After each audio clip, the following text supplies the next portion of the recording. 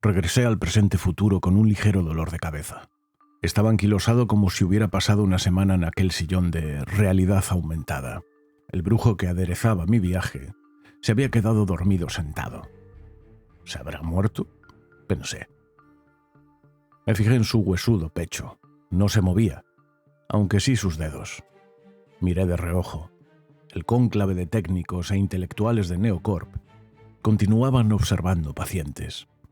Apenas podía escuchar alguna sílaba perdida entre los rugidos del bastardo de mayor rango de aquel grupo. «No es suficiente, doctor Hecker», decía rabioso. «Necesitamos la llave». «Pero, señor Ferrer», replicó el científico, «sabemos dónde se encuentra el corazón». Vaya, pensé. Edmundo Ferrer, actual ministro supremo de Industria, encargado de la producción de androides. Edmundo fue uno de los genios artífices de la propaganda que convenció a Europa de que los androides serían una bendición para la humanidad, de que 1 millón de supervisores sobrevolando nuestras cabezas reducirían el crimen al 0%. Y así fue, pero a cambio de nuestra libertad. No se necesitarán más armas para mantener la paz, afirmó en el conocido discurso de 2044, en el que se presentaban las nuevas unidades Vulcan. Los androides de nueva generación evitarán muertes innecesarias. Serán una inestimable ayuda en cualquier circunstancia, programados para obedecer y acatar las incuestionables leyes básicas de la robótica. Serviciales e inofensivos para los humanos, tan fieles como perros. Hijo de perra. Convenció a muchos con sus fantasías populistas.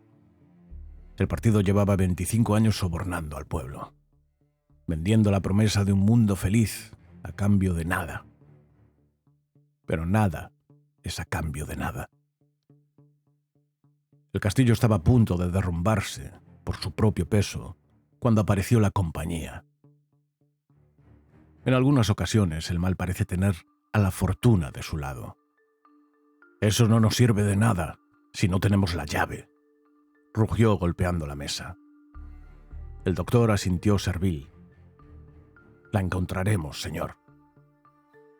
Pero su cerebro debe descansar al menos 48 horas». Ferrer no parecía conforme, pero no tenía opción.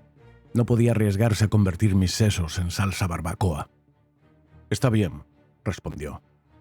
«Prepararemos una incursión». Tomada la decisión, se acercaron a mí. «Buenas tardes, caballeros. Espero que ahí detrás tengan una aplicación tipo sueños a texto», dije. «No es por presumir, pero la historia merece una novela». «Señor Bravo», comentó el doctor, «se está usted poniendo en peligro a sí mismo, de una forma muy estúpida. Colabore y mañana desayunará en su casa». «Estoy seguro de ello», contesté. «Después de recibir la misma terapia que ha convertido a 20 millones de pobres en complacientes ciudadanos, ¿verdad?». Ferrer sonrió arrogante. «Sabe perfectamente cuáles son las opciones. Muchos disfrutan libres del nuevo mundo. Vuestro nuevo mundo tiene sus días contados», les peté con una mueca de asco. «Ya veremos, cazador de lobos», respondió seguro de sus palabras. «No tenéis ni la menor idea de a qué os enfrentáis». Pasamos unos minutos enfrascados en un duelo de amenazas. No vi llegar a los 3 tipos uniformados que me desataron. El emblema de los halcones negros resaltaba en sus hombros. El más grueso de los 3, con insignias de teniente, me hizo un gesto agitando la mano arriba y abajo con brío. Me puse en pie. No me llevaron directo a la celda. Supongo que fue idea de Ferrer. Vil gusano. Una visita guiada por las nuevas instalaciones del Ministerio de la Paz. Admito que mi primera impresión fue desconcertante, desalentadora. Jamás había visto nada como aquello. Una obra colosal, excavada en la montaña, comparable solo a alguno de los reinos enanos de los libros de Tolkien. unos 15 metros hasta el techo y unos 20 por debajo del nivel del suelo. Nosotros caminábamos sobre una red de pasarelas metálicas que recorría y comunicaba todo el recinto. No era la única. Había otras 2 alturas. Bajamos en un ascensor y caminamos a lo largo de un pasillo exterior. A mi izquierda el vacío. En un fondo poco iluminado, un pelotón de máquinas de construcción y androides dirigidos por unos pocos humanos movían sin descanso toneladas de tierra y roca. Una zanja de unos 14 metros de ancho. Estaba apuntalada con vigas de acero, pero nada más. A mi derecha, las perversas ultrasecretas salas de reeducación democrática, donde a los llamados útiles se les daba otra oportunidad para formar parte del sistema. No olvidaré las perturbadoras sonrisas y los ojos desorbitados de las personas que deambulaban por aquellos pasillos. Tuve que controlarme para no partirle el cuello a mis captores. Pero dejaremos esta visión repugnante para otra historia. Otro ascensor y otro pasillo. La fosa había quedado atrás y entramos en una grandiosa sala de montaje. Seguro que muchos de vosotros habéis visto alguna de esas factorías de producción en cadena. Imaginad algo parecido, pero de un tamaño desproporcionado. Máquinas construyendo máquinas. Los moldes que creaban la armadura exterior de tungsteno y Kevlar 109. Brazos soldadores, ensambladores y mecánicos que insertaban compresores y circuitos integrados. Caminábamos despacio. Los 2 pretorianos, sujetando sus fusiles de asalto cruzados en el pecho, me seguían a unos 5 metros. Incluso el teniente se había separado de mí y atendía una llamada telefónica. Era evidente que no temían en absoluto que pudiese huir. Yo proseguí como un turista visitando el Museo del Prado. Haberlo visto en funcionamiento hubiera sido algo espectacular. Pero todo estaba apagado, y la suciedad que se había acumulado en todas partes indicaba que llevaba mucho tiempo así. Agua encharcada, tierra, hojas y ramas, algunas de cierto tamaño, como si alguien hubiera abierto la puerta en una noche de tormenta. En el techo, el sistema de ventilación permitía que entrasen distraídas ráfagas de luz natural que chocaban contra los gigantes de metal. Me parecía estar recorriendo un grotesco mausoleo de otro mundo. Piezas esparcidas por doquier. Pasé por debajo de las 2 robustas piernas de un modelo XNX. Al otro lado, en una zona debidamente aislada, se añadía la pila nuclear, imprescindible para activar a estos titanes de 5,3 toneladas. Por último, una grúa de altura apropiada transportaba la cabeza, el único paso controlado por humanos, la inserción del cerebro cuántico. Las delicadas conexiones de la médula artificial debían hacerse a mano. No soy ingeniero ni tengo conocimientos de electrónica, pero solo pude admirar aquel trabajo. Repentinamente me vi acompañado por el ministro y juez supremo Ferrer. Lanzó su brazo sobre mis hombros como una cuerda. «¿Qué le parece, señor Bravo?» No respondí. Nuestra propia producción. Ya no dependemos de la compañía. Añadió lanzando los brazos como un rey mostrando sus dominios. El último paso para el nuevo orden. En cuanto limpien un poco y enciendan las luces, será impresionante. Contesté deslizando el dedo índice por una pieza de metal. El ministro se rió satisfecho. No entendí su gesto. Desprendió su brazo como el ancla de un barco y caminó hacia una barandilla metálica que ocupaba el ancho de la planta, a unos metros a mi derecha. Se apoyó de espaldas con cierta chulería. Levantó la mano y agitó los dedos adelante y atrás, torciendo exageradamente la boca. Solo le faltaba mordisquear un palillo. Miré hacia atrás. El teniente de los halcones Mantenía una mueca similar. Me aproximé con una recelosa curiosidad. Ferrer ni siquiera se giró. Apoyó los codos sobre la fría barra de hierro, triunfal. Mi rostro se desmoronó como un puente que colapsa, en un patético intento por camuflar mis emociones. Ante mí, un piso inferior, el producto acabado. Las luces han pasado mucho tiempo encendidas, capitán, escupió el magistrado. Cientos de androides, ordenados y estáticos uno junto a otro, como una legión romana. Los esbeltos XN4, detrás, los brutales Vulcan delante, un enjambre de drones supervisores a un lado, enganchados a una matriz, como las piezas de una maqueta. Un ejército durmiente. Las puertas del hangar estaban abiertas. Una de ellas se había salido de sus rieles, perforada y deformada por 2 milenarios olivos que la habían corneado como 2 toros. Más allá, 40 metros de bosque salvaje y los reflejos plateados de otro hangar enterrado en verde. Muy cerca de donde nos encontrábamos, un ascensor permitía acceder a la planta baja. Me moví como un acto reflejo. El teniente me detuvo con una palmada en el pecho. Apuntó al suelo con la mirada. Una línea blanca, como las que se pintan en las carreteras, discurría de forma irregular de este a oeste, hasta donde mi vista podía alcanzar. Fruncí el ceño extrañado. Me tomó unos segundos comprender. Expulsé una risa cáustica. Exacto, señor Bravo, comentó Ferrer cruzando los brazos. La delgada línea que nos separa del maldito bosque de Azor y de esa alimaña que ha acabado con todos nuestros técnicos y casi un regimiento de soldados de élite. De nuevo sonreí. Pues que os jodan, contesté. Ahora ya sabe cómo funciona esto. El bosque tiene debilidad por los cabrones. Él también sonrió.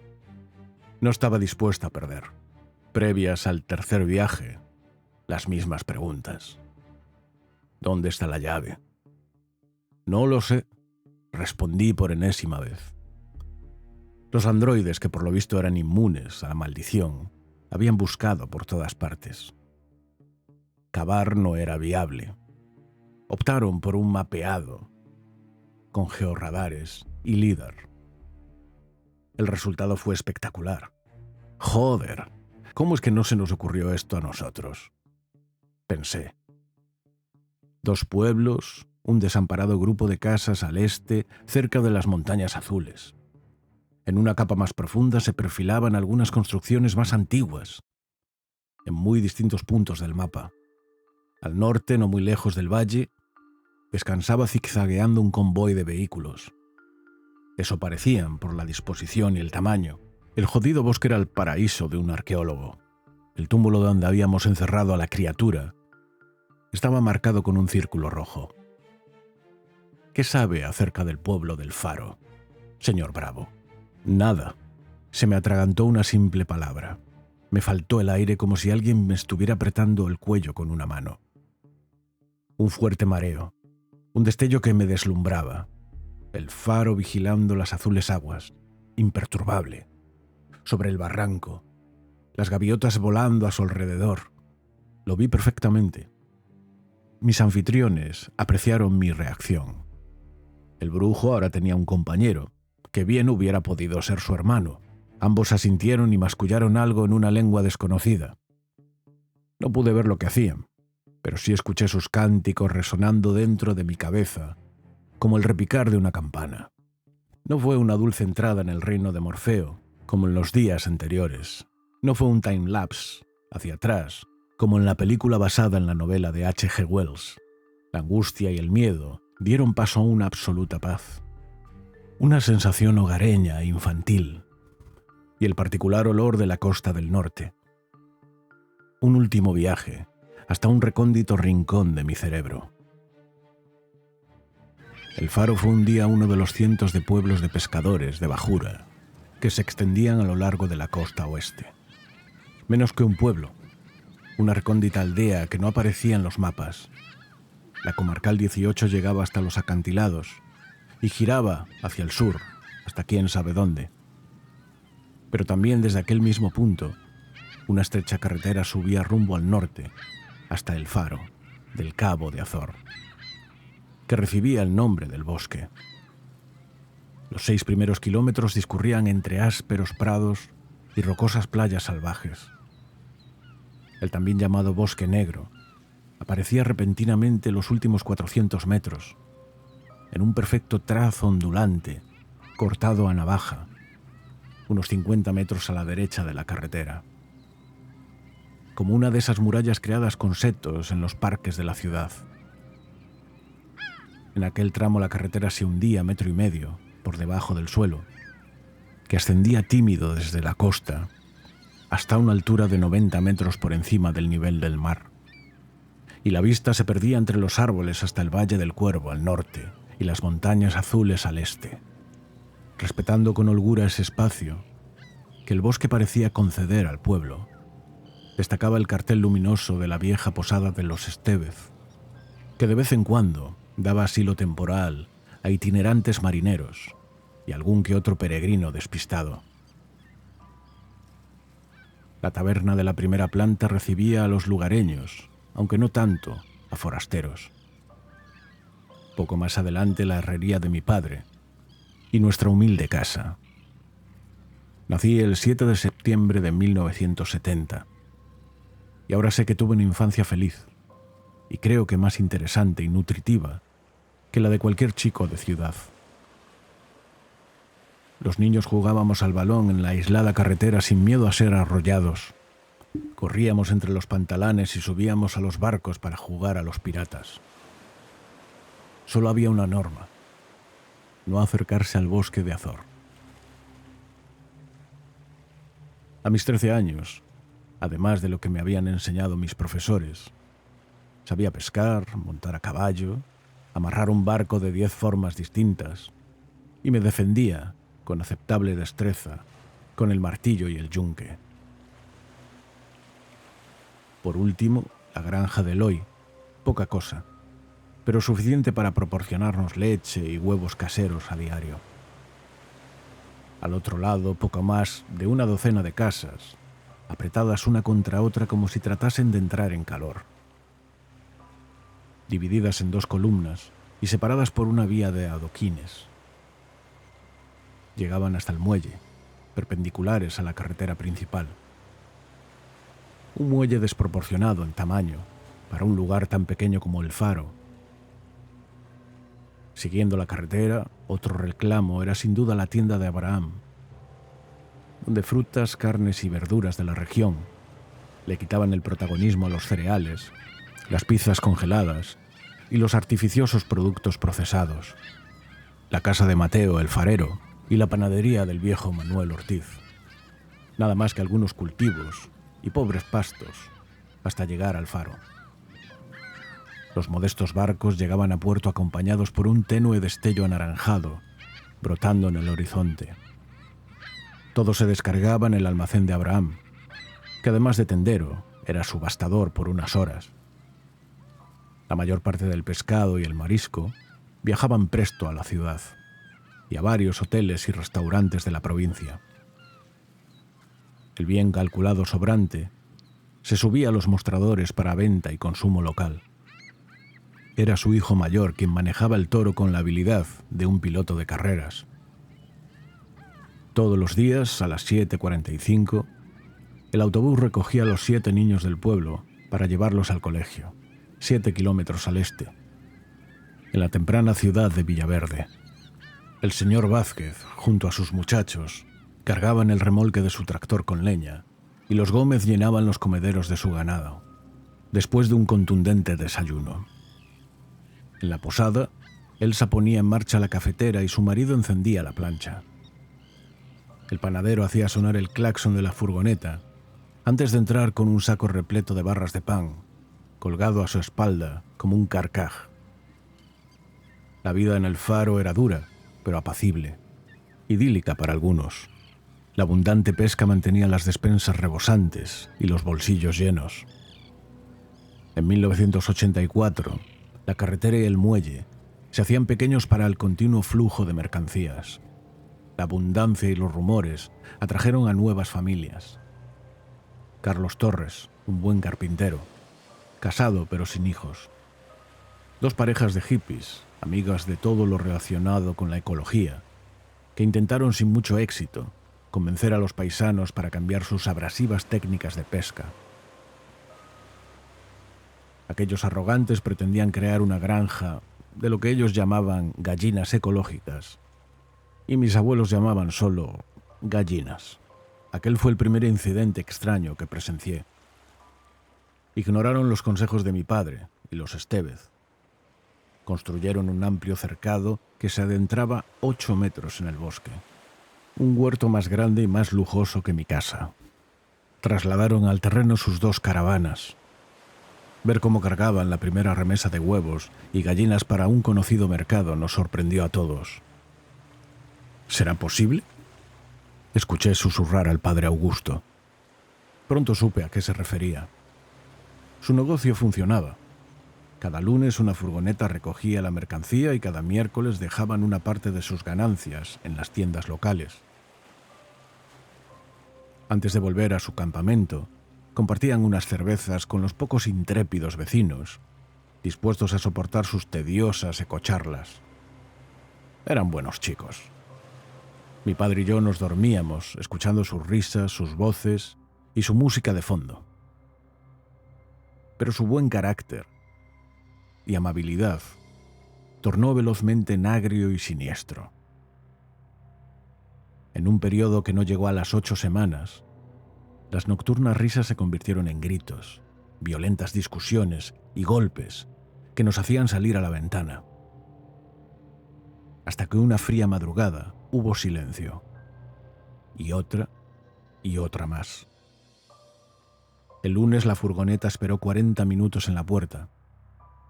El conductor preguntó a los Estevez, asegurando que los había llamado repetidas veces. Otras 3 silentes noches con las luces apagadas, antes de que un inconfundible y nauseabundo olor nos quitase el apetito. Allí nos dirigimos unos cuantos. Las gallinas correteaban tranquilas sobre la hierba. Saltaba a la vista que nadie limpiaba desde hace días. El olor de las heces y los animales se unía a la repugnante putrefacción. Los adultos se detuvieron, asustados. Mi padre se giró, levantó la mano como un policía dando el alto. Algunos ejemplares estaban cubiertos de sangre. 2 gallos picoteaban peleando por un globo ocular. Había sangre por todas partes. Dani, en un inexplicable rapto de locura homicida, había matado a sus amigos a machetazos, con extrema crueldad. Tras pintar un indescifrable galimatías con la sangre de sus víctimas y la suya propia, en suelo y paredes, se había quitado la vida colgándose de una viga. El frío había retrasado la descomposición de los cuerpos, pero los animales hambrientos no pudieron resistir sus instintos primarios. Una horripilante escena que me impidió dormir y comer pollo durante mucho tiempo. Debería haberle hecho caso a mi padre. El trágico suceso se publicó en las primeras páginas de todos los periódicos del país. El caso se cerró como un desafortunado accidente, producto del consumo de drogas. La noticia atrajo a carroñeros buscando una historia macabra, pero el Faro era hermético. De hecho, me sorprendió lo poco que tardaron en olvidar el asunto. Adultos y ancianos cambiaban de tema descaradamente en cuanto alguien mencionaba o recordaba a aquellos pobres chicos. Después se despedían diciendo, el bosque, a lo que otro contestaba resignado, el bosque. Me pareció una fría forma de proceder, pero nada más. Sin embargo, aquella consigna, que había escuchado como un refrán cientos de veces, despertó mi curiosidad. El bosque. un sábado a media tarde, aproveché la ausencia de mi padre para subir al cerro montado a caballo. Él había ido a la ciudad para comprar material. Era una distancia ridícula la que nos separaba del bosque de Azor, pero de verdad el ambiente parecía enturbiarse con solo aproximarse a aquellos grotescos árboles. El animal se detuvo inquieto, sin que yo tirase de la brida. Allí nos quedamos, a 3 metros de la muralla verde. Apenas podía ver nada en la espesura, brillos y reflejos, aunque daba la impresión de que algo bailaba entre las hojas. Mi caballo relinchaba y pataleaba cada vez más nervioso. El aire se movía lento y cálido, siseando como una víbora. Y entonces pronunció mi nombre. Lo juro. El caballo levantó las patas delanteras asustado. Estuve a punto de partirme la crisma. Tiré de la cincha y huí al galope. No le conté nada a mi padre. No pregunté nada. Continuamos con 5 buenos años, en los que el mundo entero oteaba el siglo XXI en la distancia. El faro se resistía, pero los viejos nos dejaban y los jóvenes se rendían a las comodidades del futuro. La prosperidad atrajo a nuevos vecinos, comerciantes sin escrúpulos y despreocupados turistas. Y tras ellos llegaron los malos espíritus que a veces acompañan a la buena fortuna. El alcohol, el juego y la prostitución. Se encontraron en las diminutas calles del faro como 3 viejos amigos. Las parpadeantes sirenas de la policía teñían de azul las fachadas, en las otrora calmadas noches. Los indefensos ancianos recurrieron a puertas blindadas, a ventanas enrejadas tras los primeros robos. Ya solo ellos se sentaban en los desgastados bancos de la iglesia para escuchar al reverendo, que procuraba mantener la calma de sus asustados feligreses, aunque no podía evitar advertir de la sombra que se cernía sobre el pueblo. No podía evitar expresar su temor por aquellos que se habían dejado seducir por heréticas tentaciones, pero fue la inesperada llegada del señor Holden, un conocido y ruin empresario, que entró en el almacén donde se realizaba la subasta del pescado como un rey a punto de destronar a otro, el detonador de los tenebrosos acontecimientos que estaban por venir, seguido de sus elegantes secuaces que portaban relucientes maletines de piel en lugar de escudos o espadas, y que no tardó en mostrar sus ambiciosos planes a los ingenuos miembros de esta comunidad. Hoteles, casinos, lujosas urbanizaciones y zonas de recreo que transformarían 6 salvajes kilómetros de costa en un paraíso para los turistas. Por supuesto, el astuto Holden incluía un generoso cheque para cada uno de los propietarios de aquellas antiguas casas y la promesa de que permanecerían intactas como parte del atractivo del lugar. Una inaudita oferta que arrancó sonrisas e incluso aplausos ante la incrédula y horrorizada mirada del clérigo. Al examinar los planos con atención, una mueca de terror se dibujó en su rostro y murmuró señalando el mapa: «No podéis talar el bosque. Es un lugar maldito». Captó la atención de los presentes por un minuto. «El bosque, repitieron algunos veteranos. Puede que supieran algo que las nuevas generaciones desconocían, o puede que solo fuesen supersticiosos.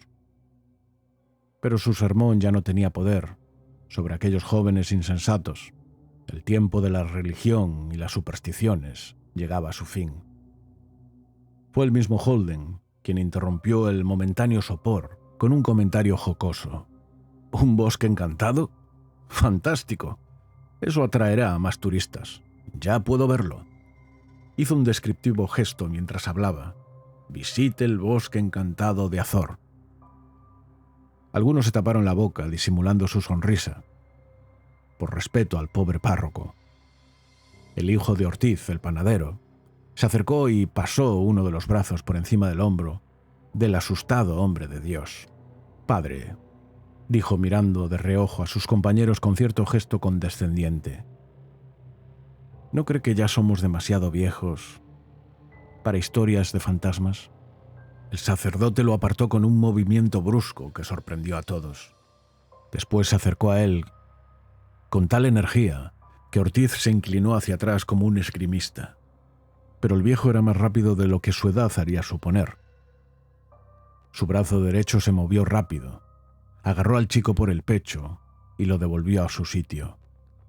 «No tienes ni idea, muchacho, ni idea». Ortiz frunció el ceño y respondió empujando al viejo. Brenner, el farero, y Román, el posadero, lo sujetaron evitando una injusta pelea. «¡Maldito viejo!», gritó.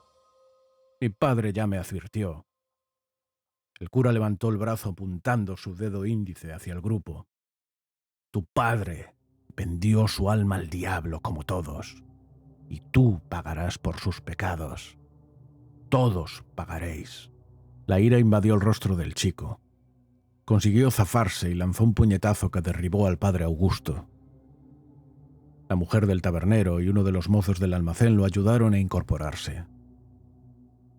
Fue el mismo Holden quien, desconcertado, se interpuso entre ellos.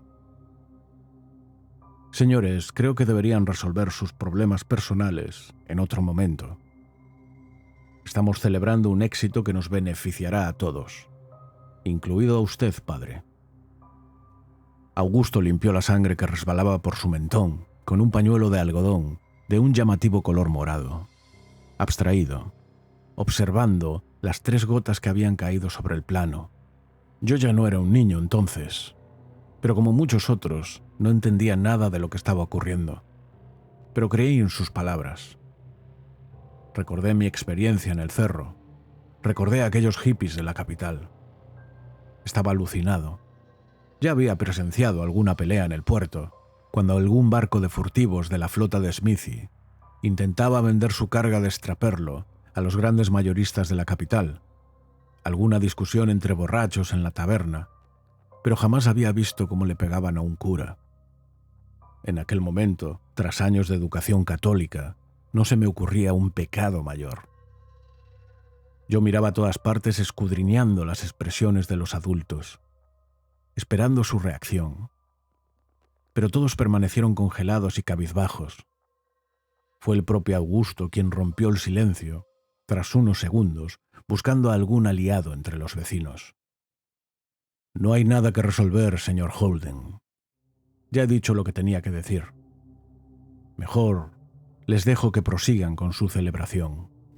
El viejo se ajustó el alzacuellos, estiró las mangas de su camisa y caminó hacia la puerta sin decir una palabra.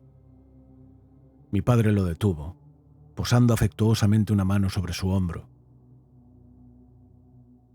«Padre, hace más de 25 años que nadie ha visto a...».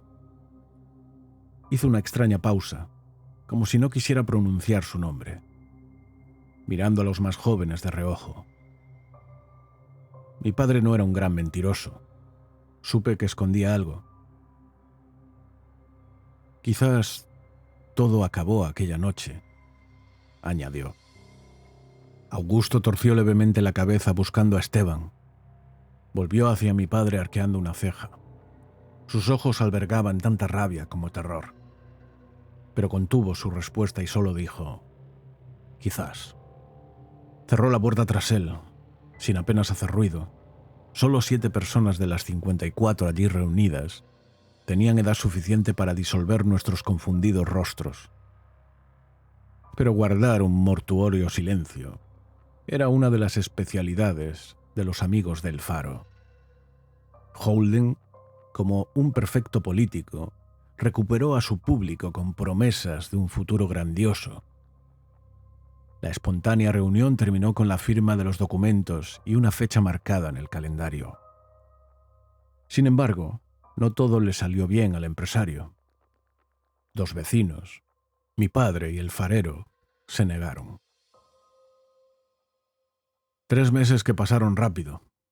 Ya nos habíamos acostumbrado a los incansables neones del burdel de Madame Vera, y los campistas de ciudad que se despertaban borrachos, los yonkis que se paseaban por el pueblo pidiendo monedas, y las parejitas que aparcaban en el cerro, paró un incómodo y olvidable polvo en el asiento trasero. Pero Augusto no cejó en su empeño de evitar el desastre. Mientras el cura se paseaba por el pueblo desquiciado, anunciando el fin del mundo, yo efectuaba mi propia investigación. Supongo que mi destino era ser policía. Pero pronto descubrí que, aunque maestros del silencio, no lo eran tanto de la sutileza. Recibía respuestas como: «Lárgate, chico, deja de hacer preguntas estúpidas». «¿Secreto?», ladró un día el capitán. «El único secreto que tengo lo escondo bajo mis calzones. ¿Quieres verlo, chico?». «Muy fino, capitán, muy fino», contesté. Los adultos evitaban mi punzante mirada o fruncían el ceño, susurraban y callaban en cuanto yo aparecía. Mi propio padre se escabullía como una liebre, recordando alguna tarea atrasada o una llamada pendiente en cuanto se veía acorralado. Mi investigación no dio los frutos esperados, pero la verdad se desveló por sí misma. Aquella fecha resultó ser una cuenta atrás para el principio del fin. Abrimos las puertas del infierno. Por suerte, mi padre no llegó a presenciarlo. Falleció en agosto del 89. Y sí, digo por suerte, puesto que a diferencia de los avariciosos habitantes del Faro, la parca se lo llevó de la forma más amable.